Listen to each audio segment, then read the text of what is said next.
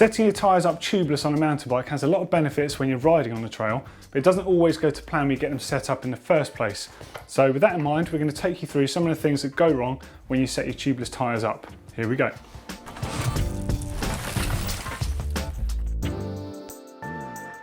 So the most important thing with any tubeless setup is your fit between your tyre and the rim.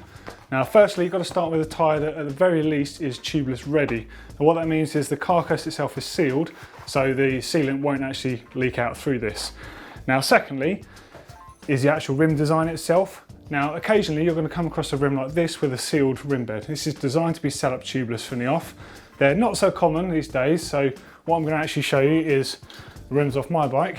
And these are DTs, and they're a conventional rim design where the spoken nipple can penetrate through the rim here, and it uses a dedicated taping system to seal it up. And along with that you have a special valve, and then away you go.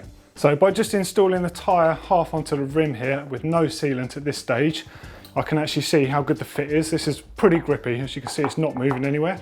So the first step I'm actually going to do moving on from here is do a dry run and get the tyre set up tubeless with no solution in it. That means minimal waste later on. When you remove your valve core, there's two extra benefits you get. One of them is it makes it very easy to clean, so you can get that solution out that dries up and causes issues with it. And the second one is you can actually put sealant directly into the tyre through the valve itself using a syringe. This is far less messy than actually pouring it into the tyre, and it does mean when your tyres are seated, if you need to top up on sealant, you can do this easily. Another big mistake that people make with tubeless setup is not doing a dry run first. So there's a lot of reasons to do that. Firstly, you get to find out if the bond between your tyre and your rim is good, and you can change that afterwards. Secondly, you're not wasting tyre sealant on the floor by spraying it everywhere. So always recommend doing a dry run first. And although I'm calling it a dry run, I'm referring to that because you're not using sealant, but something you definitely do want to use is some soapy water just to help the bead pop into place. So to do a dry run, there's a few things you need. You need your tubeless pump or CO2 cartridges, whatever method you're going to use. You need your warm soapy water, your tyre that's already been fit onto the rim, and what I recommend doing is taking your valve core out. So this will definitely get the beading to pop into place a lot easier than with the valve core in, but what it does mean is when you remove the pump from the valve, you're going to get a rapid air escape. So you want to be ready to just plug the valve core back in and tighten it. And then you'll get a good indication if your tyre's going to stay up properly or if it's a good fit or not. So that's a dry run, and I've got my setup done with no tubeless sealant inside. It's inflated and it's seated, so you can hear it ping out there. The reason why it's good to do it this way is I haven't wasted any sealant, or more importantly wasted time. So the reason for this is if it is a baggy fit and you can't seal it, it's easy enough at this stage to remove your tyre and just put some more rim tape around because you haven't got all the mess involved. So when it comes to actually inflating with your tyre sealant, firstly make sure you've got a decent tyre sealant and you're using the correct amount of that. Give it a good shake as well so the particles are well sort of mixed up in with the milk. It's worth saying that for your rear tyre, it's actually worth putting a little bit more sealant than you do in the front, just because you're more likely to burp that tyre, and the extra sealant is going to help seal that. You can obviously pour the tyre sealant straight into the tyre, and most people do this. It works fine.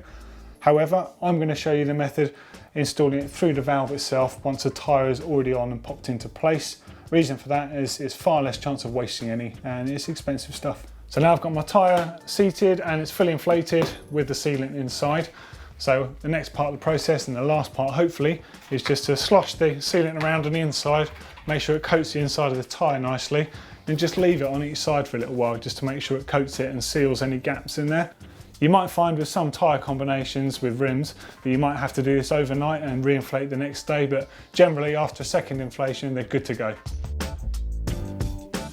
So another tubeless setup mistake that people often make is not having a correct pump to get your tubeless system inflated in the first place.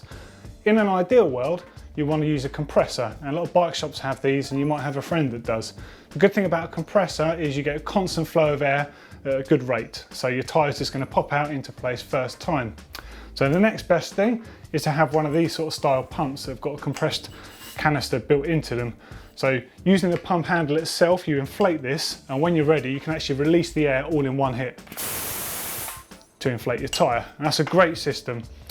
But more often than not, you can get away with using just a regular track pump, but you are definitely going to come across an awkward tyre here and there. So if you don't want to spend out on one of those, it's worth having a couple of CO2 cartridges at home. The good thing about these, same as a compressor, is you can get out a lot of air in one single burst by just attaching it to your valve. Just going to show you how this works. Now these are our one-time use products, so you basically pierce them so all of the CO2 comes out in one hit. With that in mind, you don't want to just throw it in the bin afterwards. Make sure you recycle these. And also something to bear in mind is don't use these with bare hands because they go freezing cold and your fingers will stick to them. So make sure you've got a pair of gloves on. Hopefully this video has given you some great insight into setting up your tubeless system and more importantly, the common mistakes to avoid in doing so. Click here in the middle on the globe to subscribe. There's a brand new video every single day. And also there's 2 more great videos here to watch. Up top here, there's 5 reasons to go tubeless, and down at the bottom here, there's everything you need to know about mountain bike tyre pressure. Finally, give us a thumbs up if you like the video.